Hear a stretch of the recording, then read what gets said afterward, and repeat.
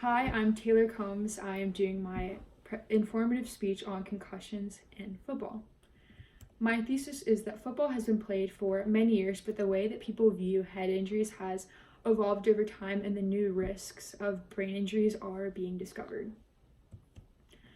Football has been widely watched and played for a while, but there can be brain damage for players at almost any level. The definition of a concussion is a traumatic brain injury from a blow to the head.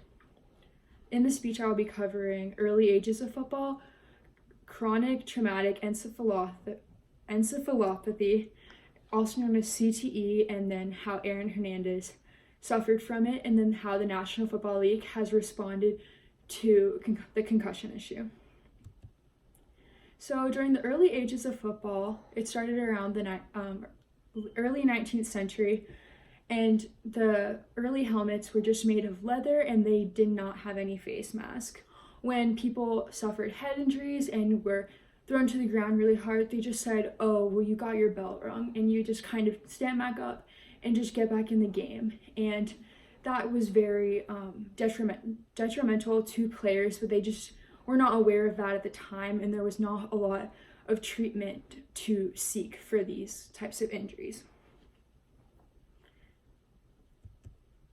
So chronic traumatic encephalopathy is also known as CTE. This is a neurodegenerative brain damage caused by repeated blows to the head.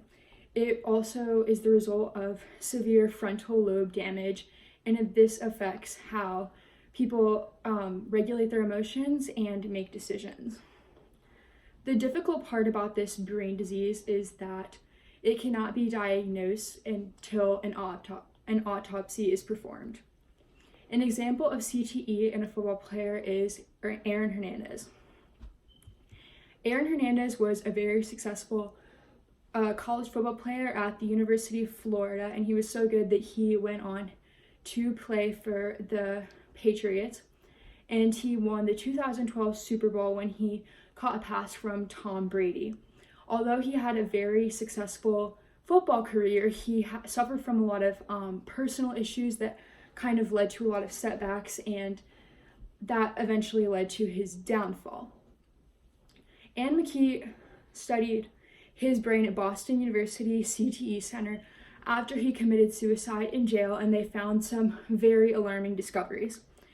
The study found that he had an atrophied fornix, which you can see in this picture. It shows on the left in a regular 27-year-old's brain, and you can see that it's fully there. And then in Aaron Hernandez's on the right, you can see that there's just almost nothing there.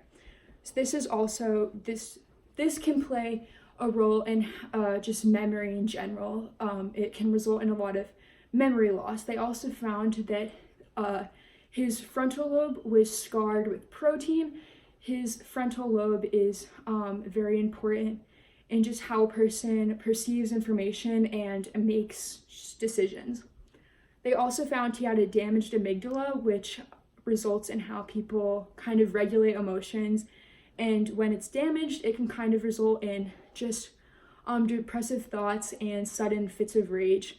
Aaron Hernandez actually was in jail for killing two individuals at a bar when they brushed against him.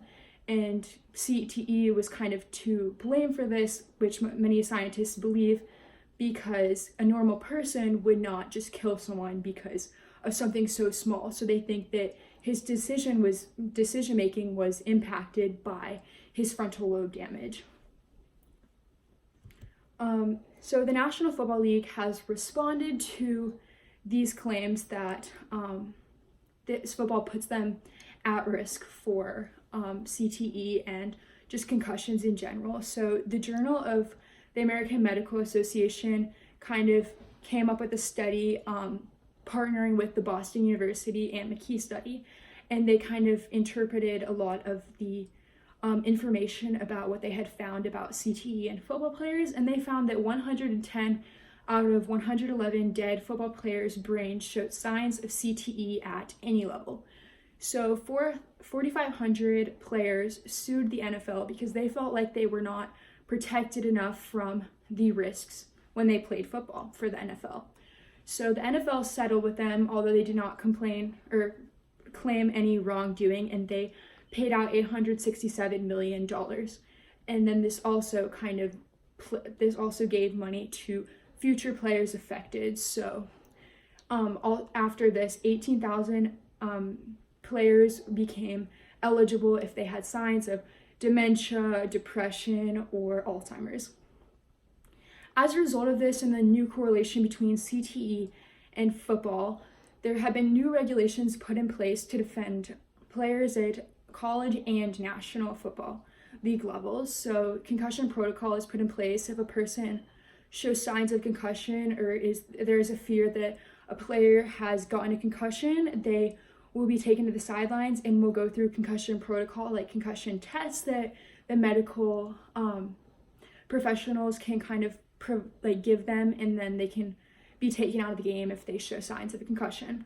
There's also been a targeting rule, so a defensive player cannot be tackled head on, and then also if a person is targeted, which is when there is a head-to-head collision, they are taken out of the game for one play, and then they can the player that hits them directly will be penalized severely, and the player hit will make sure that they were okay before they go back into the game.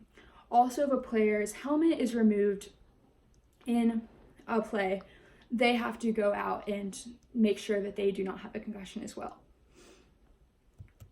So in conclusion, head injuries have affected players at every level for a very long time, but the correlation between football and CTE has been firmly established, and it is important to protect players at every level, and the regulations that are being made will continue to be made and enforced to make football a safer sport for all players involved.